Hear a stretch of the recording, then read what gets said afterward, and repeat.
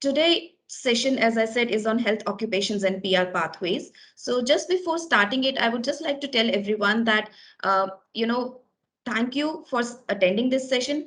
Just we will be taking the few questions at the end of the session, but if you think that you need your questions to be answered in a personalized way, then we do have a question and answer session today at 5 p.m. to 6 p.m. The link of that will be shared in the chat window, and 5 p.m. is AEST, which is Melbourne time, and our experts will be waiting to take your questions. So do put your questions here in the chat window. At the end of the session, if time permits, the last 10 minutes, we will be taking the questions. But do attend the 5 to 6 p.m. session today, which is the question and answer session where we can take your questions in a more personalized way. And today, with us, we have Mr. Nirav Patel. I would just like to give a little introduction on Mr. Nirav. Mr. Nirav is the director of Aussizz Conclave branch and is also one of the most experienced and sought after registered migrations in Victoria. He believes in empowering the student community with the right guidance and has had a significant impact on their journey while settling down in Australia. He especially has a knack of handling complexities and developing solutions as per individual case scenarios. He has been assisting countless international students on their journey to obtaining permanent residency in Australia. Nirav Patel, we welcome you to the panel. I would like to request Nirav if you can share your screen and start with your presentation. Thank you, Sharu. Sure for that. Let me just start it. Okay. So I hope everyone is able to see. So hello, everyone. Welcome to the Australian Migration and Education Conclave 2021. So we welcome you in this event, and we are doing this event as an awareness in the community and everyone for the students, and also we can provide as much details to all the students with all the varieties of occupation. As you have seen that we are doing these sessions, different sessions for health, IT, engineering, management, even like family stream visas, so everyone can get benefit of that one. And we'll be doing this one in future as well. So today I'll be discussing about the health occupations criteria and what are the peer pathways based on that one. And we will also discuss associated visas based on their skilled migration, gender skilled migration visas, employee sponsored visas, and the statistics related to health occupations, that how these occupations have been performed in 2021, 2022 to 2021. So during this time, how many invitations have been issued by the different states and even from the federal government. So, and what will be the future of health occupations in coming years, based on the current situation. So definitely everyone will get the most of the benefits out of this session. So if you have any questions, as I said, that you should put it in the chat box. But if you we will not have that much time maybe at the end to answer all the questions. So you can attend our question answer sessions at the end, which is I think around at 5 p.m. and you can ask your more detailed question at that time, and that will be definitely covered. Okay, so let's start with our presentation now. Okay, so let's go. So first, I would like to advise that what services we offer. I think you already seen our video. So we provide migration assistance with all the kind of visa services, even education enrollment and the career guidance for enrollment in if you want have an issue about enrollment for your health courses in any university. We are expert in that one. We also provide PT, IELTS coaching. We provide face-to-face and online coaching as well. So you can go through our PT tutorial website for that one. And we also provide a CCL coaching. So that's for NATI translating exams. And that is quite popular these days. That give you extra 5 points. So, and that is quite easier compared to before. So you can get with our expert coach and get that extra 5 points. We provide a health insurance services as well. So if you want to get any insurance related to your temporary graduate or student visa, we are more than happy to do with that one. And at the last, the professional year enrollment. So we can also help to get the professional year done, but definitely this will not require for the health occupation. Okay, but that's for the IT, accounting, and engineering. Okay, so let's start. So when it comes with the health occupations, so there are varieties of occupations in the immigration list. So if you can see on your screen that popular occupations are like medical laboratory scientist and registered nurse with several specialization.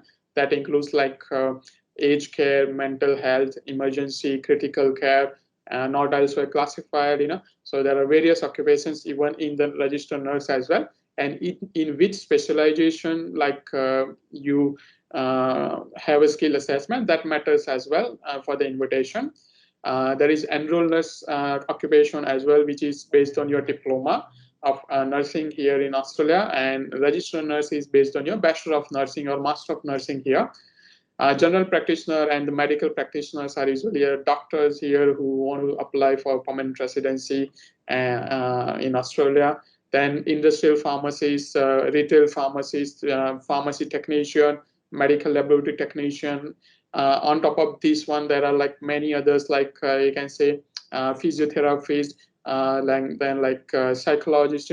All these occupations are quite popular in health industries in Australia. And like health industries in Australia always have a shortage of applicants in Australia. So they always been in demand since like the migration started here. So currently as well, like due to COVID in all over the world, the health occupations are the most popular one, which required by all the countries, and depending on the situations ongoing. So why these occupations are different? Because of their like underneath qualifications and the specializations. So whatever study you will choose, like either in nursing or medical laboratory scientist or nurse, you will be able to get the registration and the skill assessment as a part of that.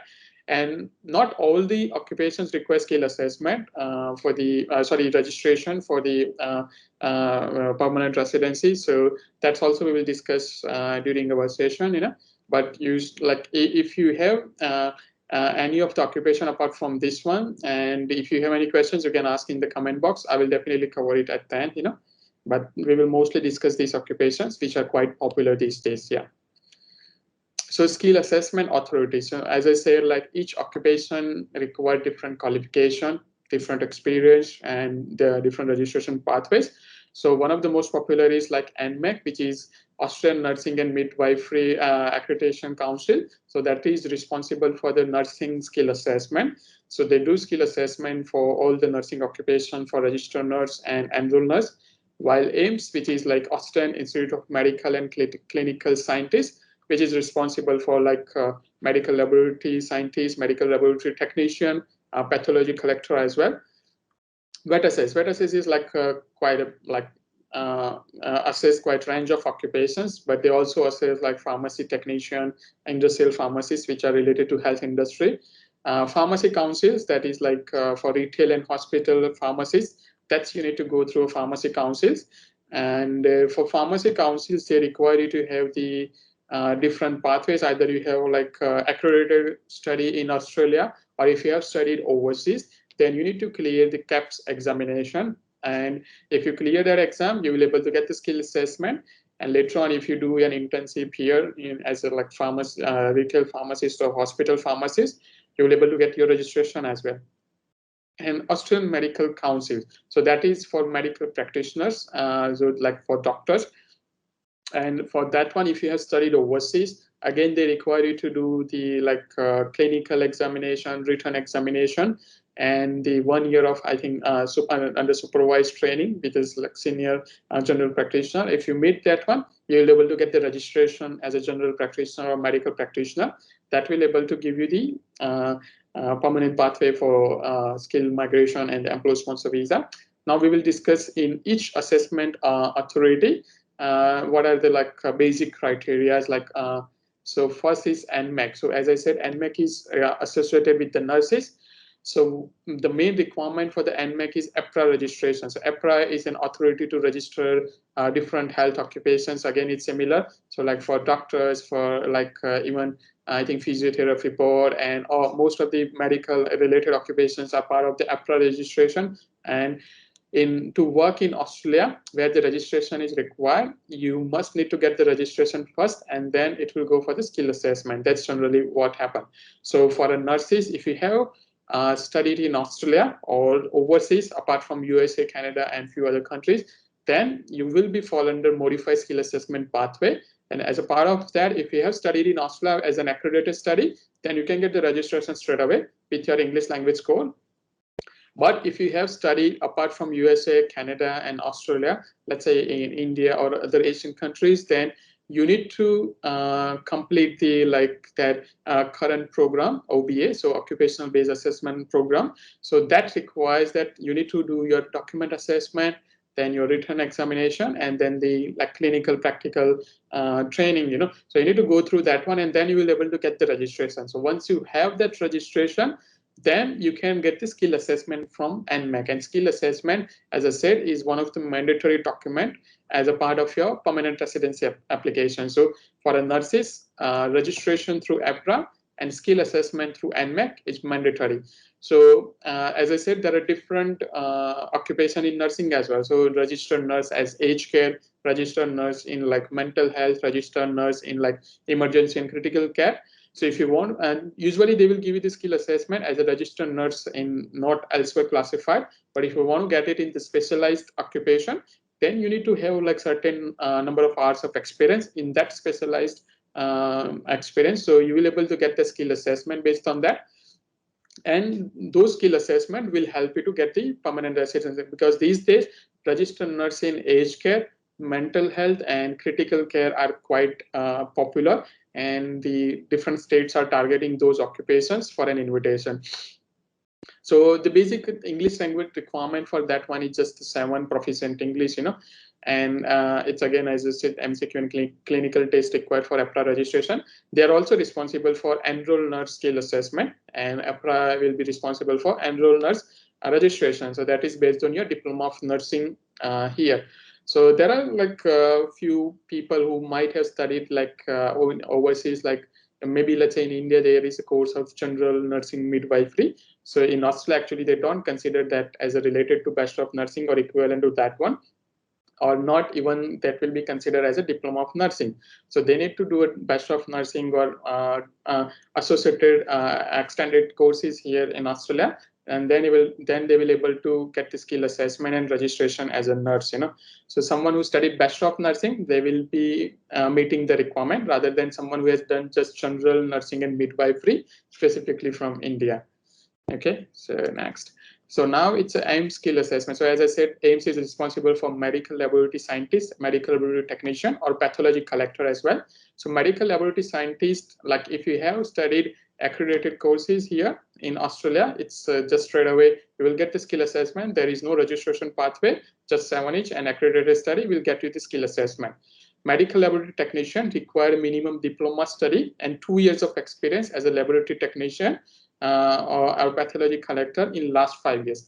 That will also help to get the skill assessment as a medical laboratory technician, and that is quite popular as well.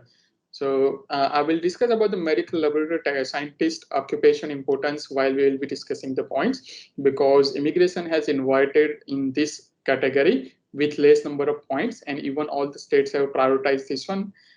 Why? Because this is related to laboratory things, and the COVID testing and COVID checks and everything are done usually in the laboratory, and they have higher demand for these occupations these days.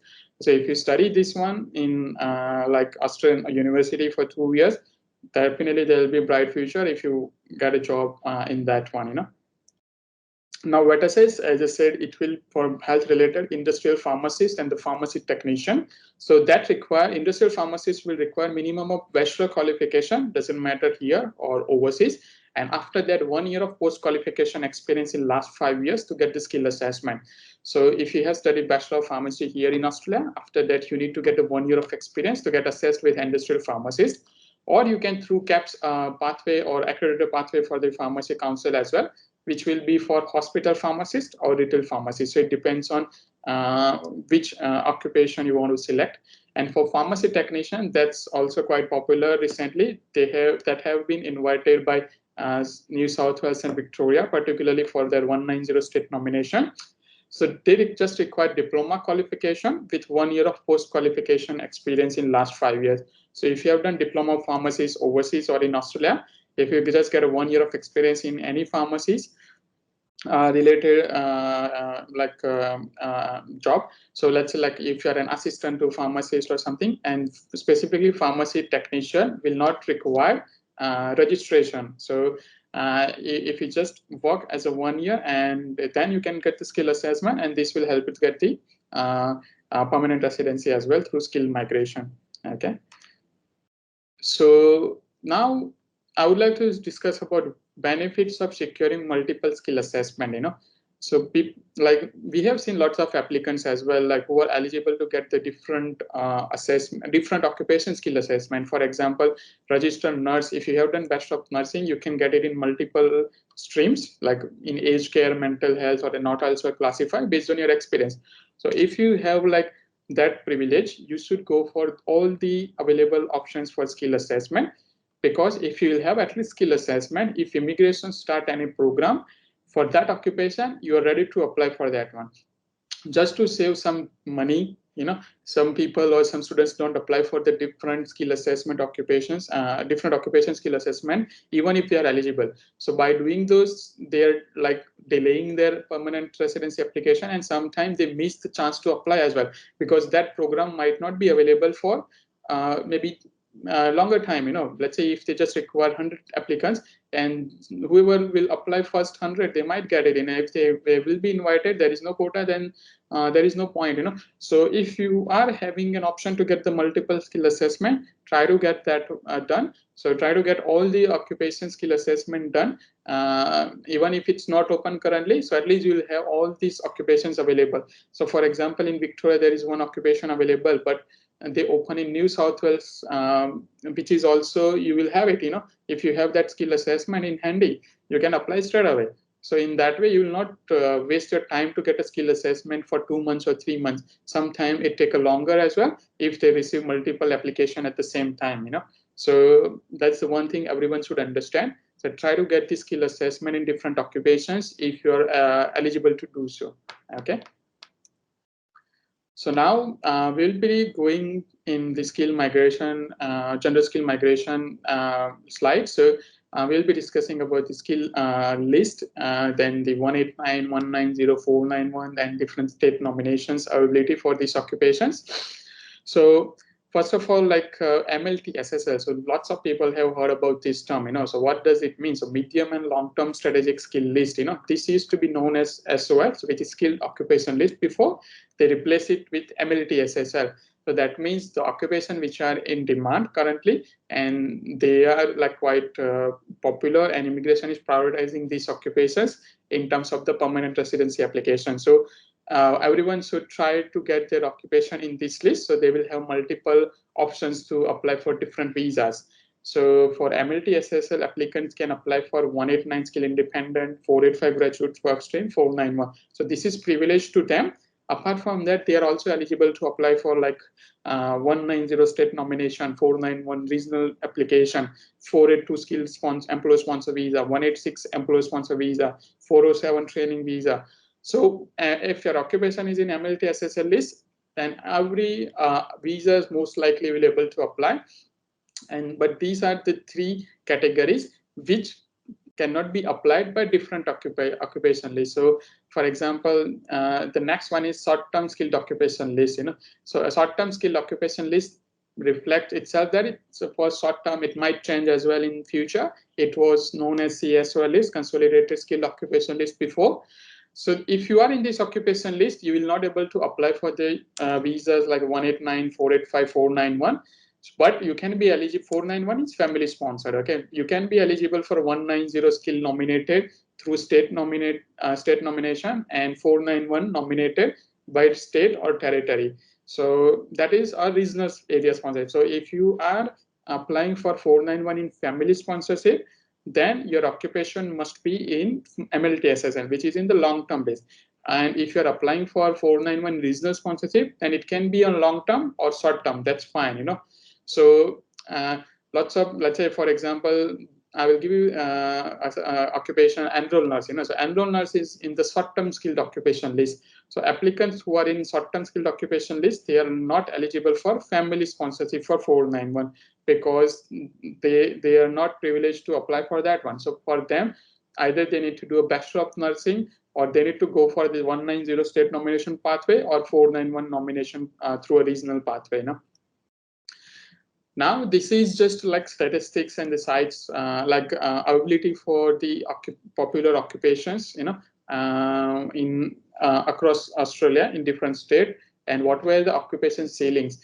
So first, registered nurse, so there were 17,859 nurses required in 2020-2021, and this ceiling reflect to 189 skill independent visa and 491 family sponsor visa. So it has nothing to do with the employer sponsored visa or nothing to do with the state nomination. So this is just for the 189 skill independent visa and 491 family sponsor visa. And but however, like the immigration has not fully filled their quota for 189 this year, but you can see the demand for this occupation, and definitely it will be going in future as well. Like there will be more nurses required. So if you see nurses occupation available in all the states currently except Western Australia and QLE, but they just closed because they were having limited quota afterwards. So they will open again in this financial year after 1st of July. And most likely they will add these occupations as well. So you will able to meet the requirement. We will discuss about each state individual requirements as well in coming slides. So don't worry about that one. And again, I'm just reiterating that if you have any questions, you can put it in the comment, and I will try to answer at the end. So there is no delay, because if you already type in the questions, we'll get those questions first to answer. Second one is medical laboratory scientist. So you can see 1,536 occupation ceilings for 189 and 491.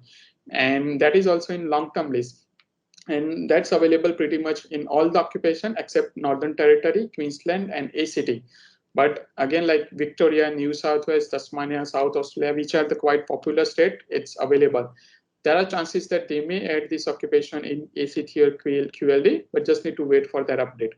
For pharmacy technician and enrolled nurse, as it's not available quota because they are in the short-term list, So they have the quota for different state nominations. So it depends on the state what quota to be allocated. So the above quota for nurses and medical laboratory scientists is for 189 and 491 family sponsor visa. So even pharmacy technician and enrolled nurse are quite like available in all the states mostly. Wherever it's not available currently, there are chances they will add it in the July. As in July, they might prioritize again health occupations for the next financial year or coming financial year after 2022, 2023 as well, as the current situation of the COVID is not recovering that much. So definitely demand for a health occupation will be there. Temporary graduate PSW pathway. So this is just a general criteria I'll be talking about based on your Bachelor of Nursing or Master of Nursing or Master of Medical Laboratory Scientist study in Australia. So if you have done your Bachelor, Master, then you can be eligible to apply for the post-study work stream temporary graduate visa. So for that one, what minimum requirement is 92 weeks of study in Australia, and minimum 16 months of stay during that study in Australia, and like 16 months of study as well. So 92 weeks is CRICOS registration duration, whereas 16 months is from start date to end date. You should be present as well in Australia while studying. And for eligible for PSW, you require bachelor or higher education levels, AQ of 7 or above. You will get the TR for 2 years, and that can be extended up to 2 years if you studied in designated regional area. So this is a quite good option for applicants who are studying, let's say, in regional areas like in Geelong and like maybe in Perth, Adelaide, or regional areas of New South Wales. If you study there for 2 years, you get the TR for 2 years. And your visa can be extended after that as well for up to 2 years, depending on which postcode you live at that time. And in that way, you will get 2 years of your student visa, 2 years of TR, and 2 years of extension of TR. So you get 6 years of time to stay in Australia. So 6 years of time might be enough to get the permanent residency if you stick with this occupation, even in the regional. So But again, like you need to stay, work and study in regional only, even on your TR, then only you can be eligible for further extension. So for example, you study 2 years in Adelaide, and you get the TR, but after getting TR, you move to Melbourne. So if you stay in Melbourne for 2 years, then you cannot get an extension for 2 years. So the main requirement for that one is staying and like studying and working in regional during your student visa and during your TR as well. So this is the basic criteria for the TR. So this visa cannot be eligible by diploma of nursing, because diploma of nursing is less than bachelor, and it's not also comes in the long-term list. So they will not able to get the graduate work student visa as well for TR. So they need to do either leading to bachelor course to eligible for the temporary graduate visa. So general skill migration visas minimum requirement, So minimum requirement that applicant needs to have this minimum 6 each score. So it is a competent English score, and their skill, they should have a skill assessment for long-term or short-term skilled occupation list, and they need to have minimum 65 points. So they need to achieve like minimum 65 points, and your occupation needs to have a skill assessment. And the 6 is, these are the basic 3 criteria to apply. So someone have 65 points, get skill assessment, have 6 each, you are eligible to apply. But this is just a minimum requirement. It doesn't mean that you will get the skill, you will get the permanent residency. There are lots of people or students who ask that they applied with 65, but they didn't get the invitation. But it's not like that. They will get it because it depends on like number of invitation issued by the immigration, or what are the different criteria for the state as well at the end. So this 65 points used to be 60 points before.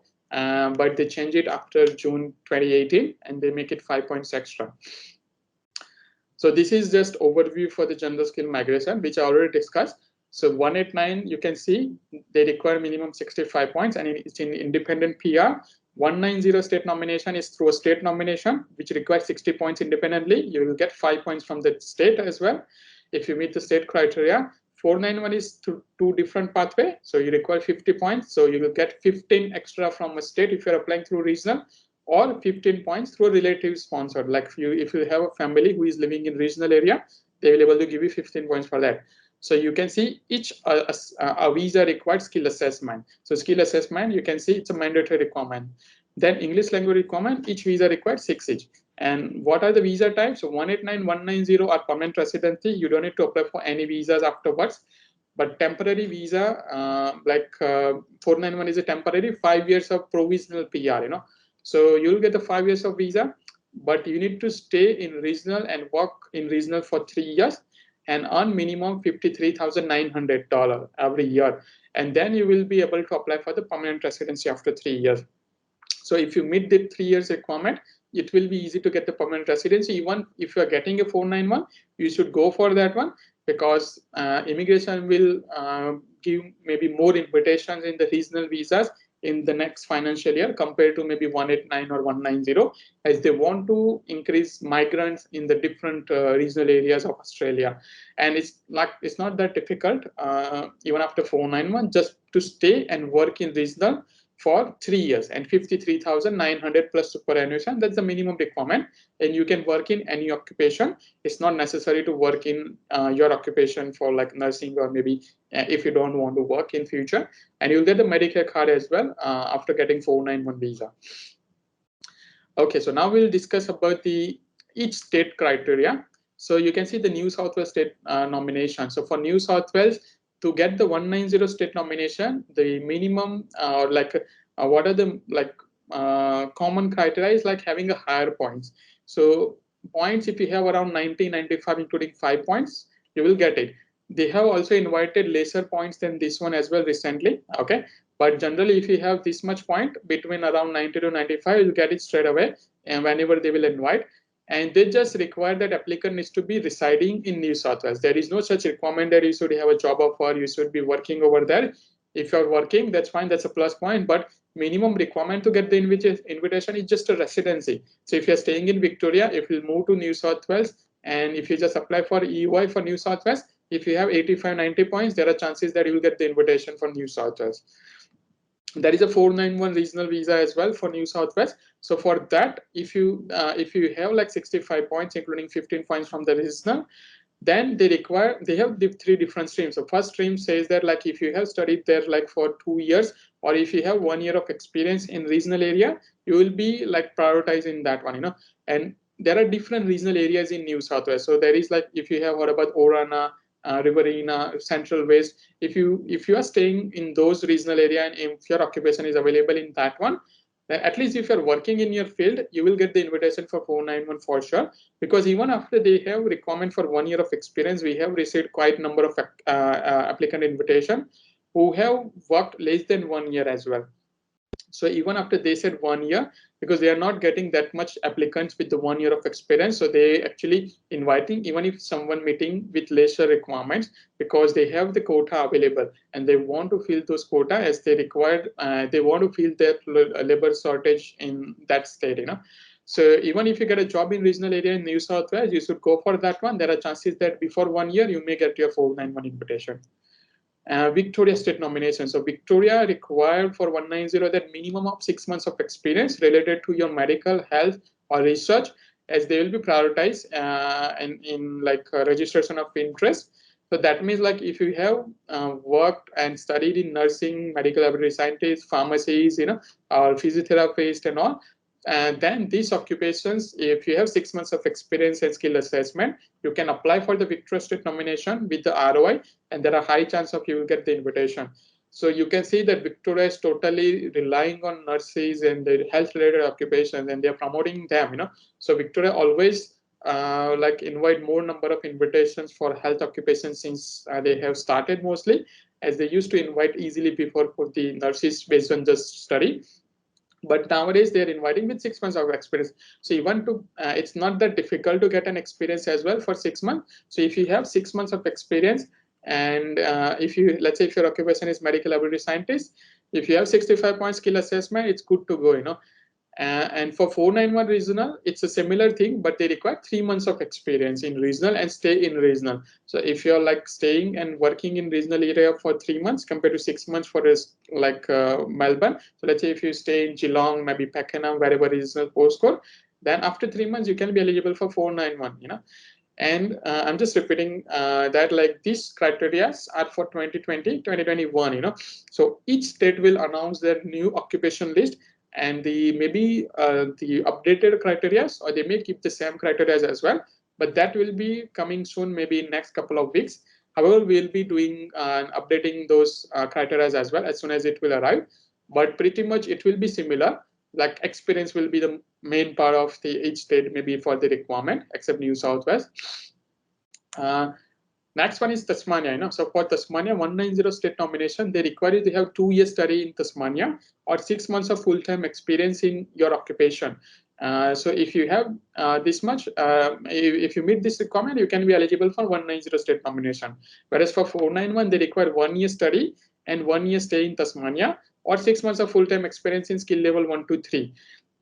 So what is skill level 1 to 3? That means like it's not necessary in your occupation. Immigration divide each occupation in different skills. So skill level 1 will be higher managerial, like professional occupation. 2 will be like lower than that. 3 will be lower than that. So at least if you work between skill level 1 to 3, and if you have your skill assessment in nursing or something, you will be able to get the 491 easily.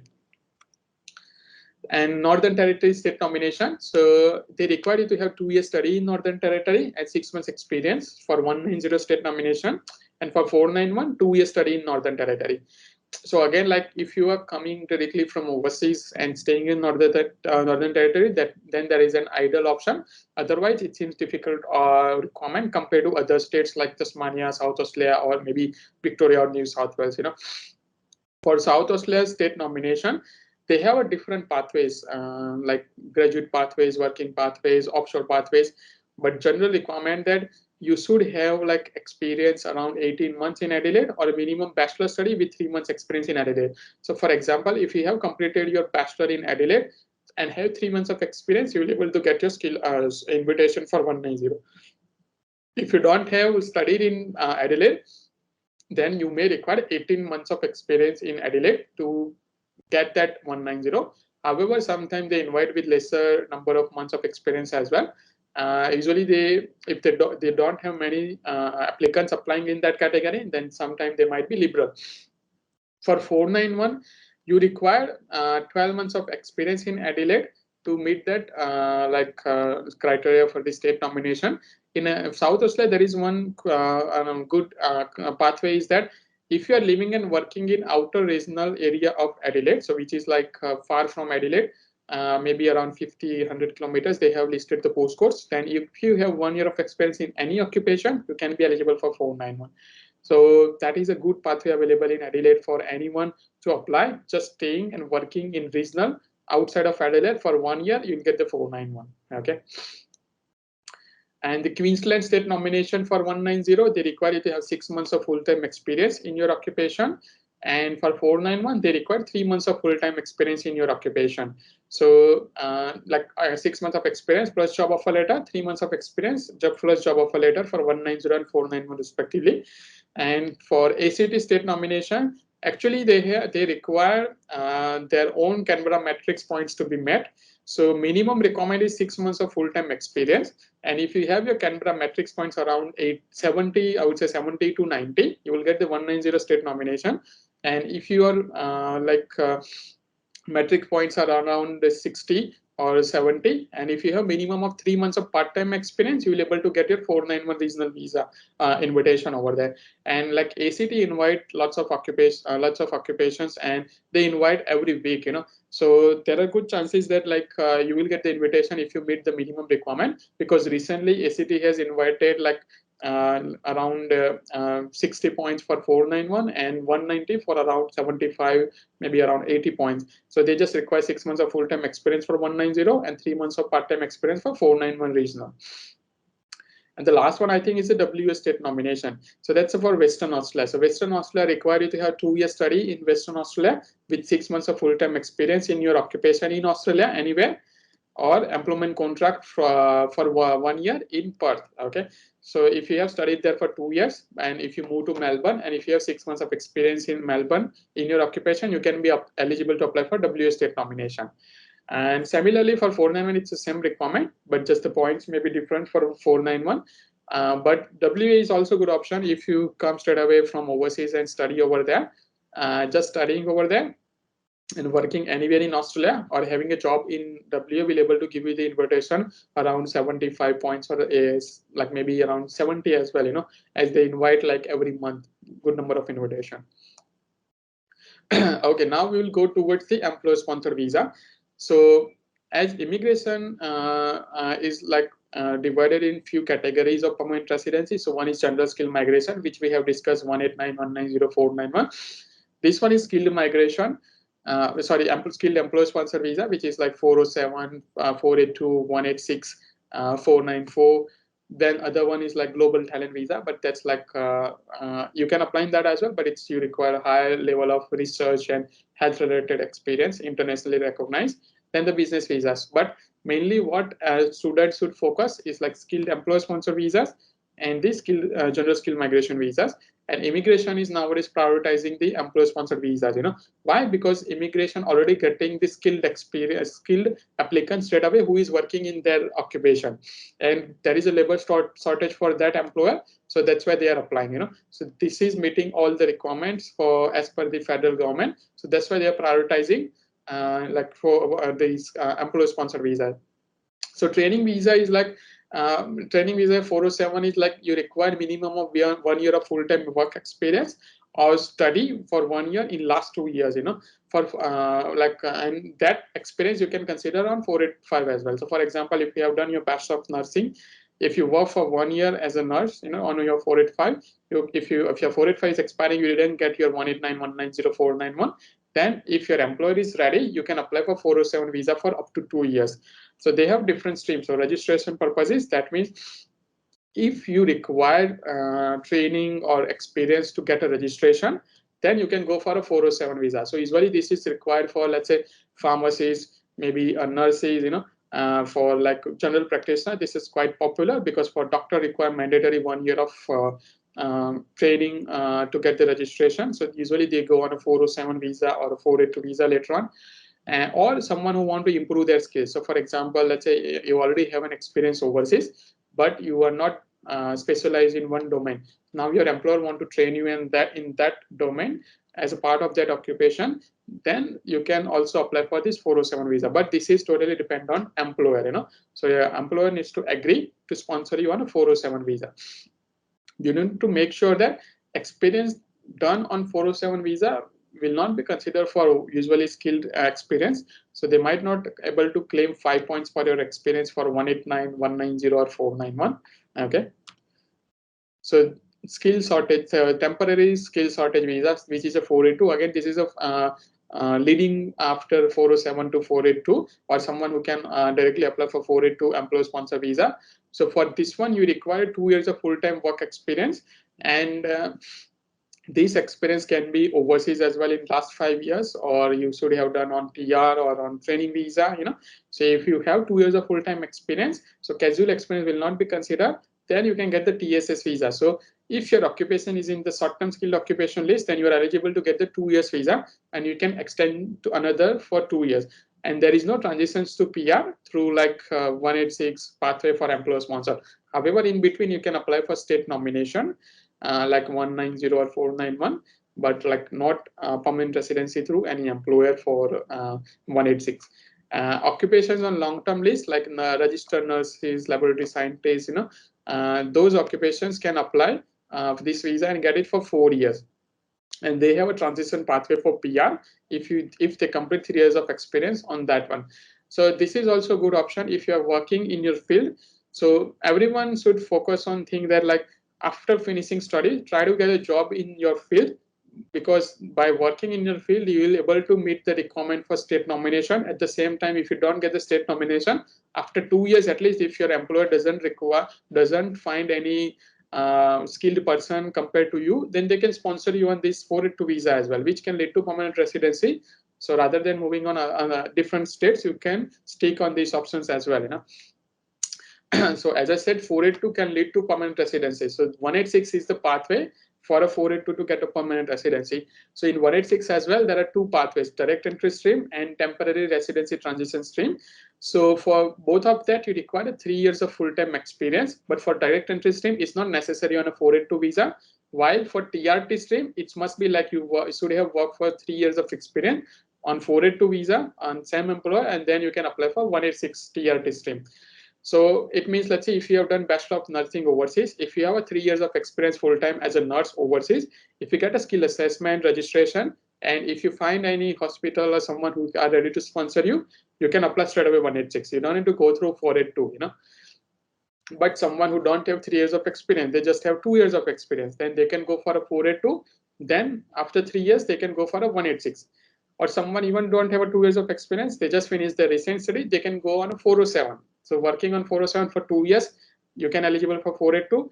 After getting 482 and working for 3 more years, you can be eligible for 186. So this is a whole pathway for permanent residency through employer sponsor visa.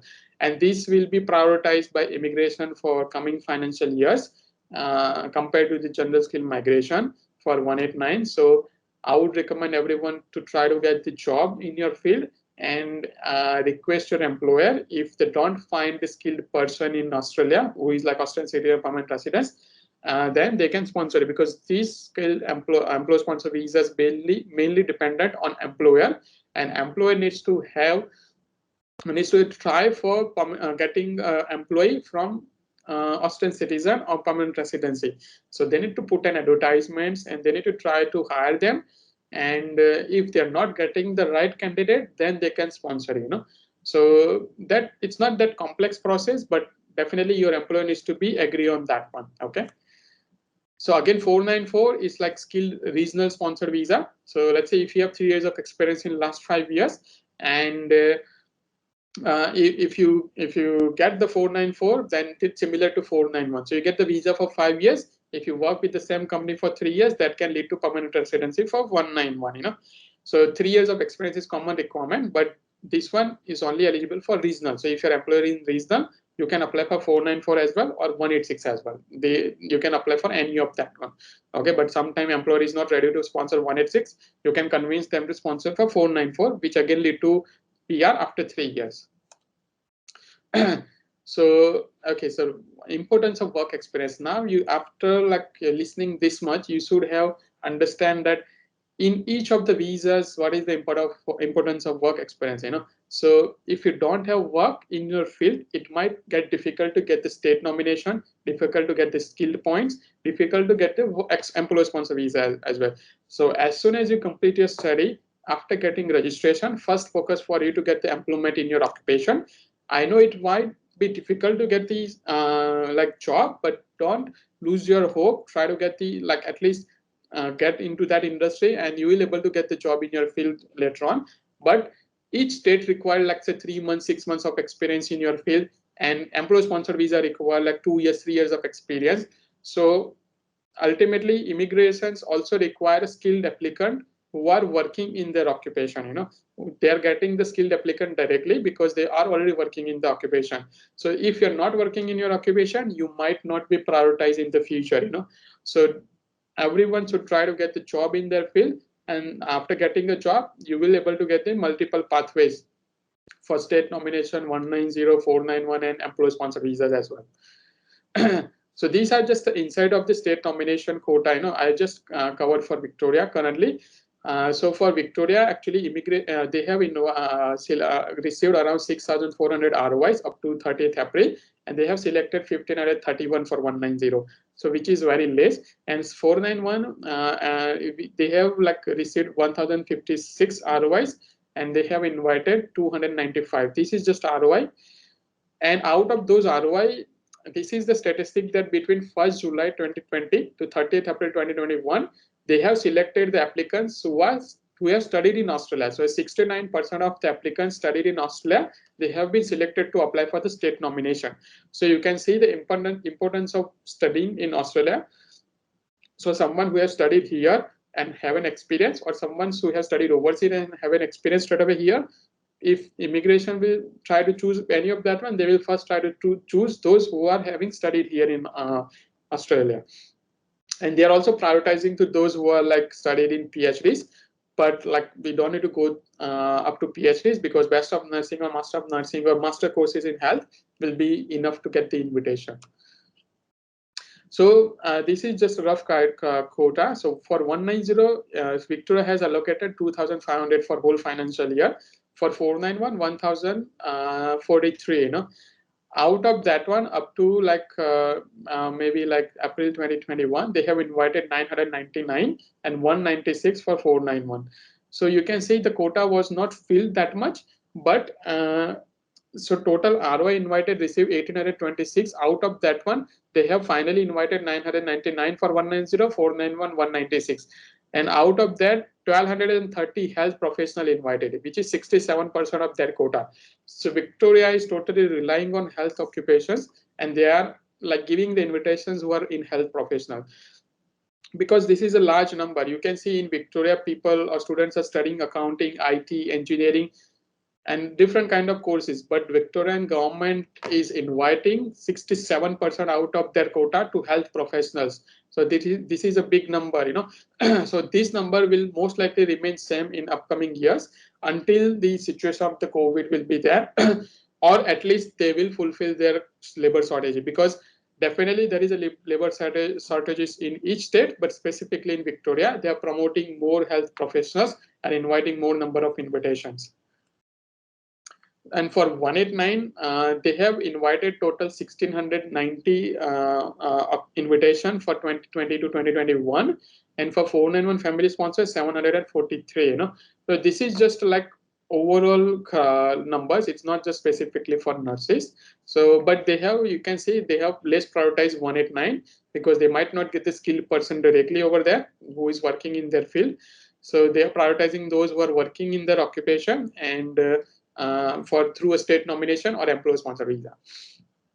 So what current trends says? So current trend says that due to COVID-19 outbreak, demand for the health occupation is increased all over the world, and definitely this will remain same for until few years, as the COVID-19 is not that short term. It will still be there even after it's vaccinated, and there might be different research and programs requiring future as well. So health occupation is always on demand.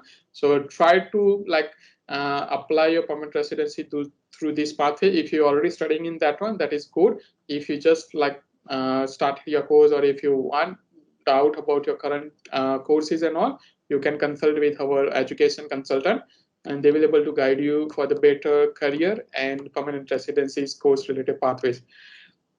These are just statistics I'm sharing for different occupations. So registered nurse, you can see 280,000 applicants working by 2019, you know. So this is a huge number of employment in nurses. Still, they require every year 18,000 more, you know, from overseas. So you can see the demand of nursing, and the pay and everything is also quite good compared to other occupations.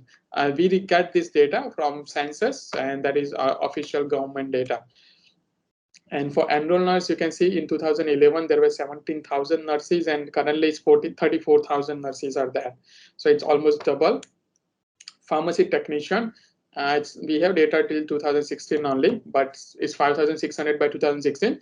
We believe that it's way more than that now because they are prioritizing currently due to COVID. For laboratory scientists, it was 16,000. In 2019, you can see 24,000, which is just starting before COVID.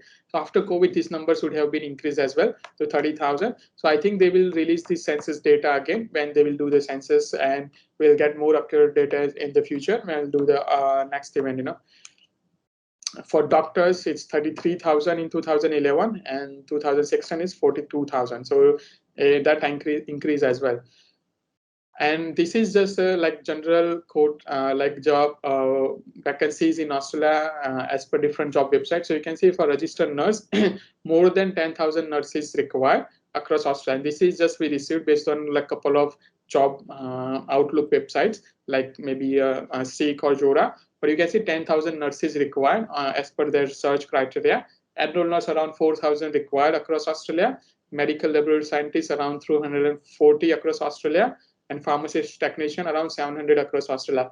So these numbers are always higher, and sometimes we know that they are not looking for like temporary graduate visa holders and all, but definitely you should try to apply for the job. Due to current COVID scenario, they might hire you even if your visa can be expiring soon, or you have less month of visa, because you can go through a pathway of 408, which is COVID critical visa. If your visa is expiring recently, if you're working in health occupation, you can get the COVID critical visa for up to 1 year. So that is like benefit for all the critical health sectors worker. So they don't need to apply for maybe their further study visa or visitor visa. They can go for a 408 visa as well. So you can contact us for that as well. We will definitely help you for that. And occupation ceilings, this is just, I think we already discussed for nurses, medical laboratory scientists. For medical imaging professional, 1161 number of they required. They received just 27, you know.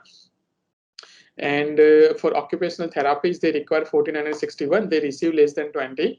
And for doctors, they require around 4,257, and they like receive 230 invitation. You know, so I think they require more, but they are not getting that much applicants. So definitely, if you will try to get in those occupations, you will get more opportunities to apply for general skill migration and skilled employer sponsored visa, and the state nomination visas as well. So I hope I have covered everything, like for 189190491 with all the state criteria, and for skilled employer sponsored visas as well, which will be quite popular in coming days as immigration is prioritizing that visa. So don't forget to go for that option, because we have seen that not many nurses or health related occupations go for that employer sponsored options. But nowadays it will be crucial and important as well in coming years. So if you have, I think if you have any questions, we'll try to answer whatever has been asked. And we try to put the review about these Aussizz Conclave, you know, and you can put your genuine feedback, whatever we try, like you require us to improve, we will try to improve in the next event. And if you have any positive feedback, you can leave it on that as well. You can leave on positive feedback on our Aussizz group Facebook page as well, and our Google page as well. Okay. Thank you, Sharu. It's up to you. Yeah, thank you, Nirav. Thank you for such a wonderful session. As we don't have much time right now, I'll just straight on jump on to the questions. So I'll start off with the first question. Sana Khan, she has a question saying that I did Masters of Public Health from Torrance University and then got a job working for Department of Health as a public health officer in regional Victoria. What are the benefits of working in public sector job? I want to know a PR pathway as I work for COVID response team. And she just says that I want PR pathways for public health officer. So Yes, Aru. So for the public health, it's if you have done Master of Public Health or Bachelor in Public Health, there is an occupation called Primary Health Organization Manager. So you can get the skill assessment in a Primary Health Organization Manager after 1 year of experience after your study. And after getting the skill assessment, again, that is in the long-term skilled occupation list. So you can be eligible for 189, 190, 491 as well. So if you're already working in your occupation, then definitely it will help to get a 190 state nomination or 491. And even you can apply for 189 expression of interest as well. And there are good chances that you can be invited for 190 or 491. But the only crucial thing is to get the skill assessment after 1 year of experience. If you meet the duties of that primary health organization manager, then it will be easy to get the invitation afterwards. Thank you for that, Nirav. I hope that answers your question, Sana. I'll just go to the next question. This is from Bhushan. He says that I'm based in Victoria and I just finished my studies. I just got my registration as an enrolled nurse. I want to know the PR pathways for that. And also he says that for Victoria 491 regional visa, does 3 months of experience need to be full-time or part-time?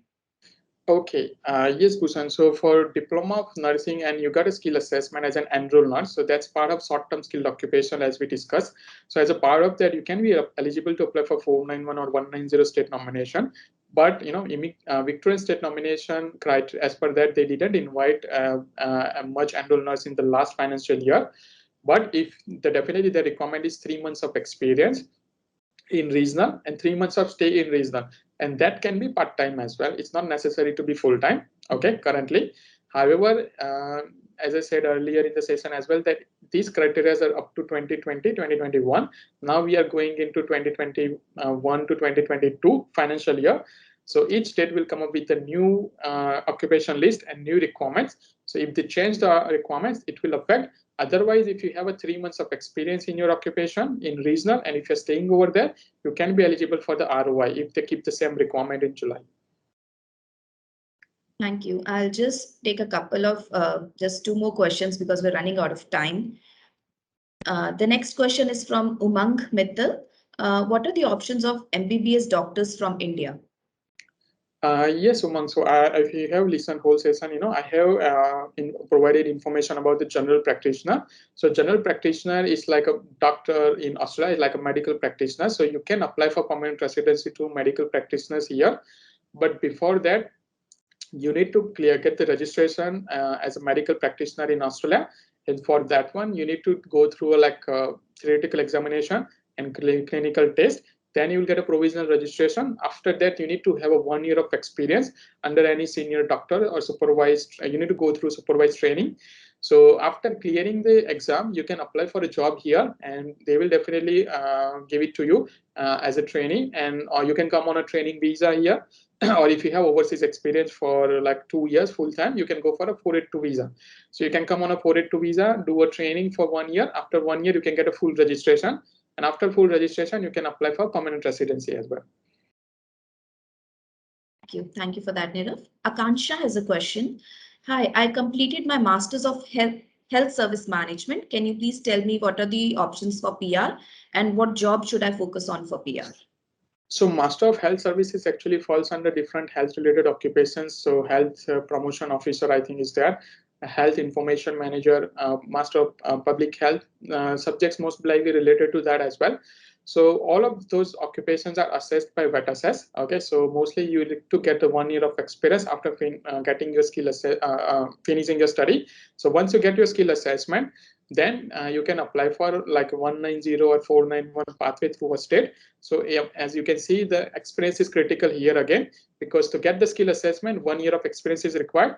And again, to get the state nomination, you require the experience for like Victoria, maybe, or Tasmania, So you need to get the job for 1 year, and after 1 year, you can be eligible for skill assessment and then permanent residency through state nomination. Thank you, Nirav. The next question is from Rushali.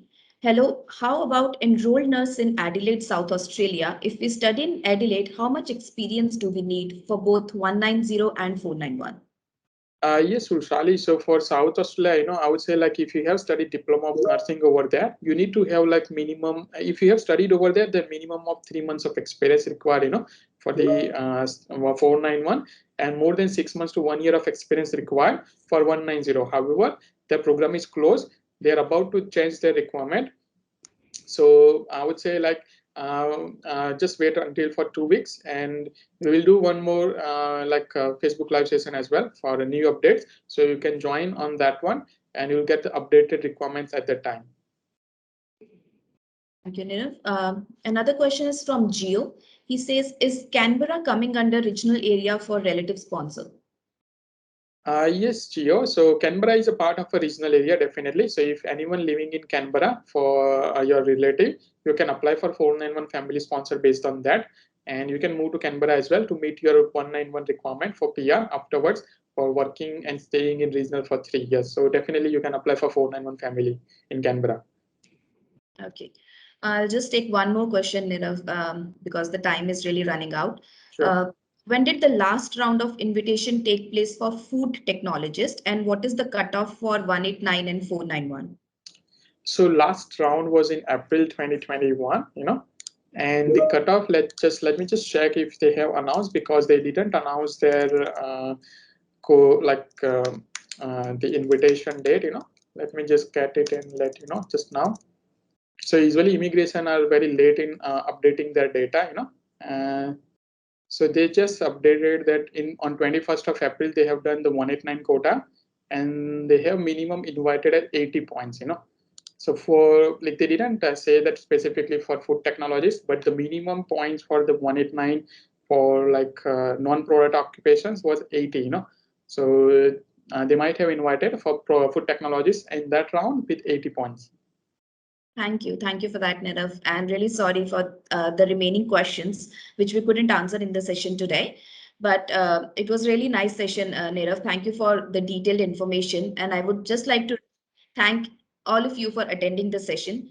And don't forget to leave your review. We have put in the link in the chat box. And your feedback is really, really appreciated. It will give us a motivation to improve. And also don't miss out our next sessions. We have already shared the links in the chat box. And if any of your questions we were not able to take in today, please attend our question and answer session 5 to 6 p.m. The link for same is shared in the chat box as well. During that time, we have 2 registered migration agents who are joining that session today. So your questions can be answered in a more personalized manner. And also, if you feel questions are not being answered at that question and answer session as well, we will be answering all your questions. We will be getting back to you. We have your contact details, and our consultants will be getting in touch with you. So no question will remain unanswered. We'll get back to you for all your questions just after our conclave. Thank you all, and thank you, Nirav. Thank you, everyone.